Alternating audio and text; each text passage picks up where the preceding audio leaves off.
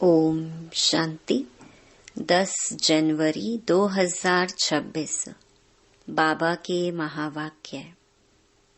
मीठे बच्चे, तुम्हारी याद की यात्रा बिल्कुल ही गुप्त है। तुम बच्चे अभी मुक्ति धाम में जाने की यात्रा कर रहे हो। प्रश्न: स्थूल वतनवासी से सूक्ष्म वतनवासी फरिश्ता बनने का पुरुषार्थ क्या है? उत्तर: सूक्ष्म वतनवासी फरिश्ता बनना है तो रूहानी सर्विस में हड्डी हड्डी स्वाहा करो। बिना हड्डी स्वाहा किए फरिश्ता नहीं बन सकते, क्योंकि फरिश्ते बिगर हड्डी मांस के होते हैं। इस बेहद की सेवा में ददीची ऋषि की तरह हड्डी हड्डी लगानी है, तभी व्यक्त से अव्यक्त बनेंगे। गीत धीरज धर मनवा। ओम शांति। बच्चों को इस गीत से इशारा मिला कि धीरज धरो। बच्चे जानते हैं हम श्रीमत पर पुरुषार्थ कर रहे हैं और जानते हैं कि हम इस गुप्त योग की यात्रा पर हैं। वह यात्रा अपने समय पर पूरी होनी है। मुख्य है ही यह यात्रा, जिसको तुम्हारे सिवाय और कोई भी नहीं जानते हैं। यात्रा पर जाना है जरूर, और ले जाने वाला पंडा भी चाहिए। इसका नाम ही रखा हुआ है पांडव सेना। अब यात्रा पर है, स्थूल लड़ाई की कोई बात नहीं है। हर एक बात गुप्त है। यात्रा भी बड़ी गुप्त है, शास्त्रों में भी है। बाप कहते हैं, मुझे याद करो तो मेरे पास आकर पहुंचेंगे।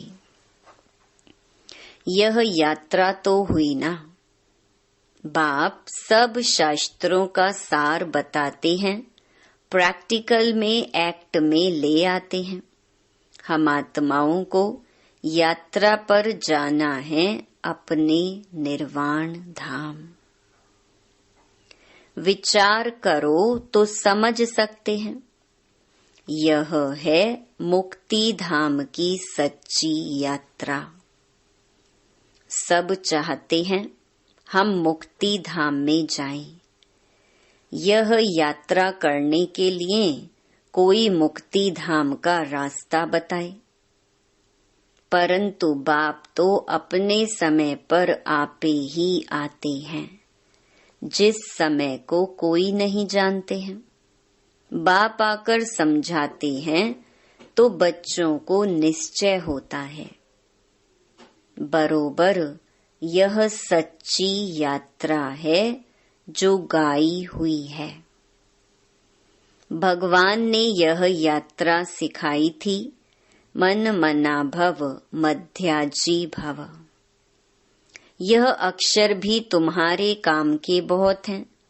सिर्फ किसने कहा, यह भूल कर दी है।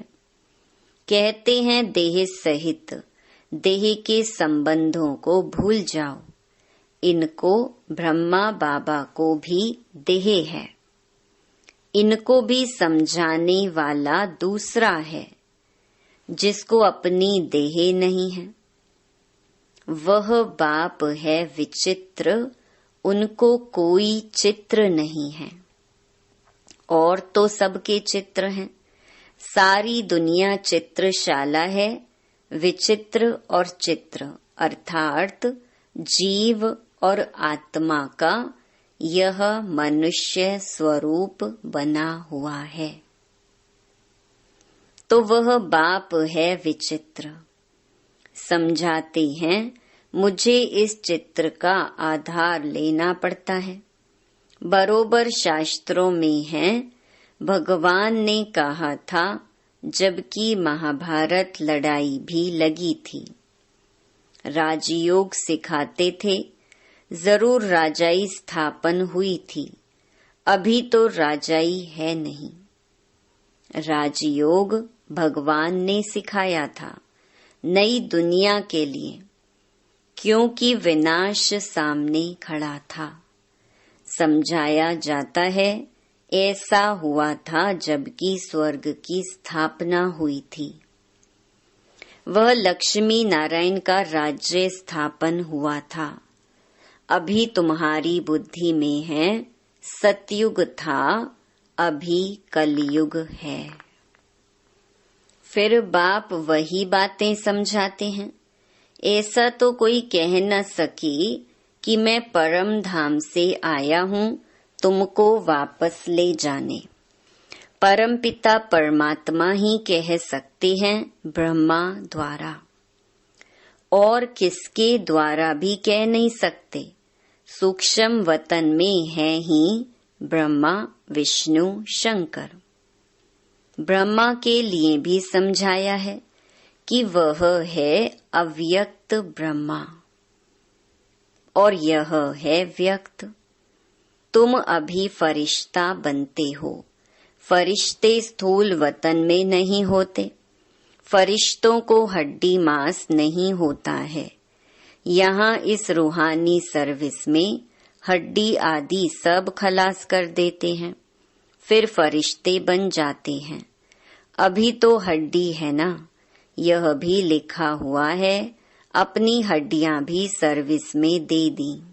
गोया अपनी हड्डियां खलास करते हैं। स्थूल वतन से सूक्ष्म वतन वासी बनना है। यहाँ हम हड्डी देकर सूक्ष्म बन जाते हैं। इस सर्विस में सब स्वाहा करना है। याद में रहते रहते हम फरिश्ते बन जाएंगे। यह भी गाया हुआ है, मिरुआ मौत मलू का शिकार। मलूक फरिश्ते को कहा जाता है। तुम मनुष्य से फरिश्ते बनते हो, तुमको देवता नहीं कह सकते। यहाँ तो तुमको शरीर है ना। सूक्ष्म वतन का वर्णन अभी होता है। योग में रह फिर फरिश्ते बन जाते हैं। पिछाड़ी में तुम फरिश्ते बन जाएंगे। तुमको सब साक्षात्कार होगा और खुशी होगी। मनुष्य तो सब काल का शिकार हो जाएंगे। तुम्हारे में जो महावीर हैं वह तो अडोल रहेंगे। बाकी क्या क्या होता रहेगा।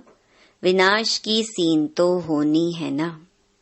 अर्जुन को विनाश का साक्षात्कार हुआ। एक अर्जुन की बात नहीं है। तुम बच्चों को विनाश और स्थापना का साक्षात्कार होता है। पहले पहले बाबा को भी विनाश का साक्षात्कार हुआ। उस समय ज्ञान तो कुछ था नहीं। देखा सृष्टि का विनाश हो रहा है। फिर चतुर्भुज का साक्षात्कार हुआ। समझने लगे यह तो अच्छा है। विनाश के बाद हम विश्व के मालिक बनते हैं तो खुशी आ गई। अभी यह दुनिया नहीं जानती कि विनाश तो अच्छा है ना। पीस के लिए प्रयत्न करते हैं, परंतु आखिरीन विनाश तो होना है।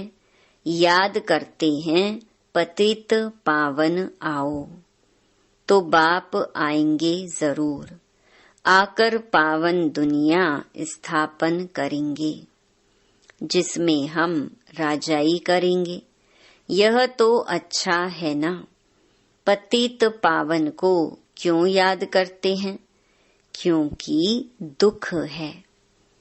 पावन दुनिया में देवताएं हैं, पतित दुनिया में तो देवताओं के पैर आ नहीं सकते। तो जरूर पतित दुनिया का विनाश होना चाहिए। गाया हुआ भी है महाविनाश हुआ। उसके बाद क्या होता है? एक धर्म की स्थापना। सो तो ऐसे होगी ना।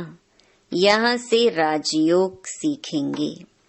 विनाश होगा, बाकी भारत में कौन बचेगा? जो राजयोग सीखते हैं, नॉलेज देते हैं, वही बचेंगे। विनाश तो सबका होना है, इसमें डरने की बात नहीं।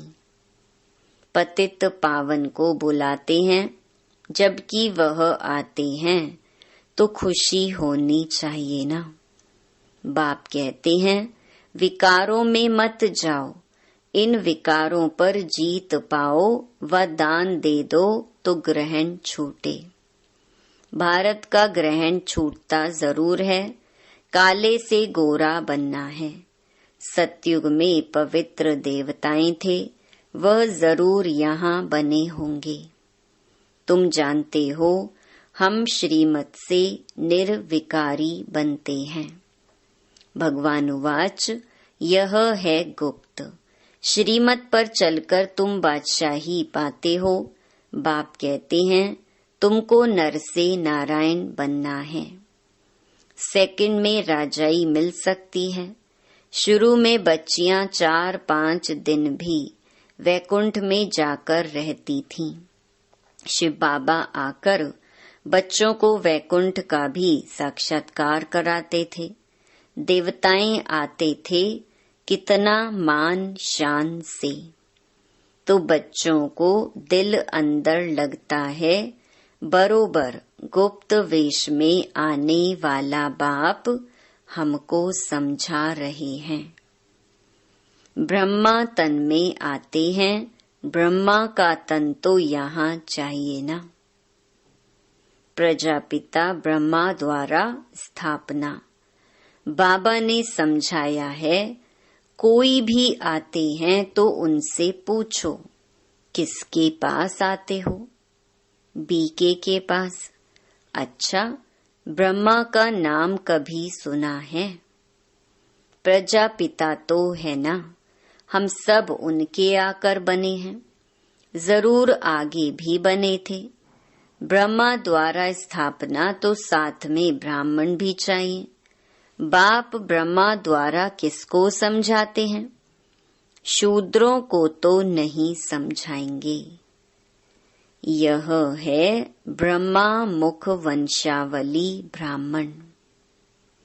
शिव बाबा ने ब्रह्मा द्वारा हमको अपना बनाया है।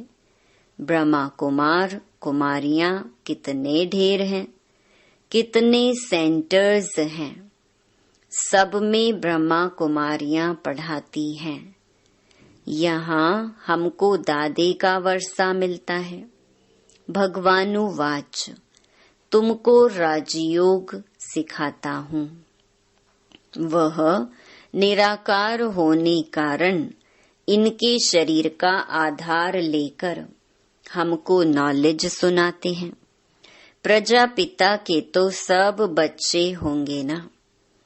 हम हैं प्रजापिता ब्रह्मा कुमार कुमारियां।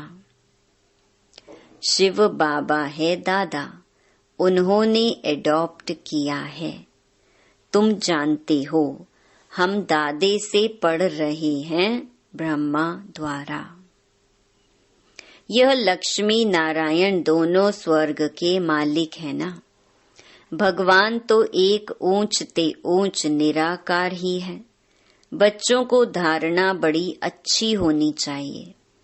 पहले पहले समझाओ, 2 बाप हैं भक्ति मार्ग में। स्वर्ग में है एक बाप। पारलौकिक बाप द्वारा बादशाही मिल गई, फिर याद क्यों करेंगे? दुख है ही नहीं जो याद करना पड़े। गाते हैं दुख हरता सुख करता, वह अभी की बात है। जो पास्ट हो जाता है उसका गायन होता है। महिमा है एक की, वह एक बाप ही आकर पतितों को पावन बनाते हैं। मनुष्य थोड़े ही समझते हैं, वह तो पास्ट की कथा बैठ लिखते हैं। तुम अभी समझते हो बरोबर। बाप ने राजयोग सिखाया, जिससे बादशाही मिली, 84 का चक्कर लगाया। अभी फिर हम पढ़ रहे हैं, फिर 21 जन्म राज्य करेंगे, ऐसा देवता बनेंगे, ऐसे कल्प पहले बने थे। समझते हो, हमने पूरा 84 जन्मों का चक्कर लगाया। अब फिर सतयुग त्रेता में जाएंगे, तब तो बाप पूछते हैं आगे कितने बार मिले हो। यह प्रैक्टिकल की बात है ना। नया भी कोई सुने तो समझेंगे 84 का चक्कर तो जरूर है। जो पहले वाले होंगे उनका ही चक्कर पूरा हुआ होगा। बुद्धि से काम लेना है। इस मकान में, इस ड्रेस में बाबा हम आपसे अनेक बार मिलते हैं और मिलते रहेंगे। पतित से पावन, पावन से पतित होते ही आए हैं। कोई चीज सदैव नई ही रहे यह तो हो नहीं सकता, पुरानी जरूर बनती है। हर चीज सतो रजो तमो में आती है। अभी तुम बच्चे जानते हो नई दुनिया आ रही है, उसको स्वर्ग कहा जाता है। यह है नरक, वह है पावन दुनिया। बहुत पुकारते हैं, हे पतित पावन, हमको आकर पावन बनाओ, क्योंकि दुख जास्ती होता जाता है ना। परंतु यह समझते नहीं कि हम ही पूज्य थे, फिर पुजारी बने हैं। द्वापर में पुजारी बने, अनेक धर्म होते गए, बरोबर पतित से पावन, पावन से पतित होते आए हैं। भारत के ऊपर ही खेल है। तुम बच्चों को अब स्मृति आई है, अब तुम शिव जयंती मनाते हो। बाकी और कोई शिव को तो जानते ही नहीं है, हम जानते हैं। बरोबर हमको राजयोग सिखलाते हैं। ब्रह्मा द्वारा स्वर्ग की स्थापना हो रही है। जरूर जो योग सीखेंगे, स्थापना करेंगे, वही फिर राज्य भाग्य पाएंगे। हम कहते हैं बरोबर हम कल्प कल्प बाप से यह राजयोग सीखे हैं।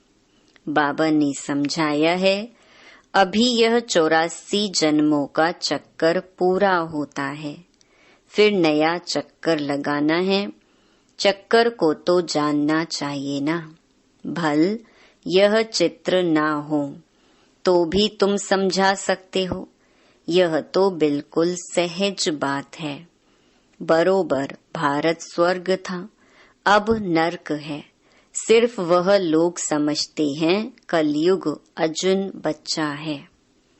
तुम कहते हो यह तो कलयुग का अंत है, चक्कर पूरा होता है। बाप समझाते हैं मैं आता हूँ पतित दुनिया को पावन बनाने। तुम जानते हो हमको पावन दुनिया में जाना है। तुम मुक्ति जीवन मुक्ति धाम, शांति धाम, सुख धाम और दुख धाम को भी समझते हो, परंतु तकदीर में नहीं है, तो फिर यह ख्याल नहीं करते कि क्यों ना हम सुख धाम में जाएं। बरोबर हम आत्माओं का वह घर शांति धाम है। वहाँ आत्मा को ऑर्गन्स ना होने कारण कुछ बोलती नहीं है। शांति वहाँ सबको मिलती है। सतयुग में है एक धर्म। यह अनादि अविनाशी वर्ल्ड ड्रामा है जो चक्कर लगाता ही रहता है। आत्मा कभी विनाश नहीं होती है। शांति धाम में भी थोड़ा समय ठहरना ही पड़े। यह बहुत समझ की बातें हैं। कलयुग है दुख धाम। कितने अनेक धर्म हैं, कितना हंगामा है। जब बिल्कुल दुख धाम होता है तब ही बाप आते हैं। दुख धाम के बाद है फुल सुख धाम। शांति धाम से हम आते हैं सुख धाम में, फिर दुख धाम बनता है। सतयुग में संपूर्ण निर्विकारी, यहाँ है संपूर्ण विकारी। यह समझाना तो बहुत सहज है ना, हिम्मत चाहिए। कहाँ भी जाकर समझाओ, यह भी लिखा हुआ है। हनुमान सत्संग में पीछे जूतियों में जाकर बैठता था, तो महावीर जो होंगे वह कहाँ भी जाकर युक्ति से सुनेंगे, देखें क्या बोलते हैं। तुम ड्रेस बदलकर कहाँ भी जा सकते हो उनका कल्याण करने। बाबा भी गुप्त वेश में तुम्हारा कल्याण कर रहे हैं ना। मंदिरों में कहाँ भी निमंत्रण मिलता है तो जाकर समझाना है। दिन प्रतिदिन तुम होशियार होते जाते हो, सबको बाप का परिचय तो देना ही है। ट्रायल करनी होती है, यह तो गाया हुआ है। पिछाड़ी में सन्यासी राजाएं आदि आए। राजा जनक को सेकंड में जीवन मुक्ति मिली। वह फिर जाकर त्रेता में अनुजनक बना। अच्छा, मीठे मीठे सिकीलधे बच्चों प्रति मात पिता बाप दादा का याद प्यार और गुड मॉर्निंग। रूहानी बाप की रूहानी बच्चों को नमस्ते। धारणा के लिए मुख्य सार। पहला, अंतिम विनाश की सीन देखने के लिए अपनी स्थिति महावीर जैसी निर्भय अडोल बनानी है। गुप्त याद की यात्रा में रहना है। दूसरा, अव्यक्त वतनवासी फरिश्ता बनने के लिए बेहद सेवा में ददीची ऋषि की तरह अपनी हड्डी हड्डी स्वाहा करनी है। वरदान, पहली श्रीमत पर विशेष अटेंशन दे। फाउंडेशन को मजबूत बनाने वाले सहज योगी भव। बाप दादा की नंबर 1 श्रीमत है कि अपने को आत्मा समझकर बाप को याद करो। यदि आत्मा के बजाय अपने को साधारण शरीरधारी समझते हो तो याद टिक नहीं सकती। वैसे भी कोई दो चीजों को जब जोड़ा जाता है तो पहले समान बनाते हैं। ऐसे ही आत्मा समझकर याद करो तो याद सहज हो जाएगी। यह श्रीमत ही मुख्य फाउंडेशन है। इस बात पर बार बार अटेंशन दो तो सहज योगी बन जाएंगे। स्लोगन, कर्म आत्मा का दर्शन कराने वाला दर्पण है, इसीलिए कर्म द्वारा शक्ति स्वरूप को प्रत्यक्ष करो। अव्यक्त इशारे, इस अव्यक्ति मास में बंधन मुक्त रहे, जीवन मुक्त स्थिति का अनुभव करो। ब्राह्मण सो फरिश्ता अर्थात जीवन मुक्त। जीवन बंध नहीं, न देह का बंधन, न देह के संबंध का बंधन, न देह के पदार्थों का बंधन। अगर अपनी देह का लगाव खत्म किया तो देह के संबंध और पदार्थ का बंधन आपे ही खत्म हो जाएगा। ऐसे नहीं कोशिश करेंगे। कोशिश शब्द ही सिद्ध करता है कि पुरानी दुनिया की कशिश है। इसीलिए कोशिश शब्द समाप्त करो, देहे भान को छोड़ो। अच्छा, ओम शांति।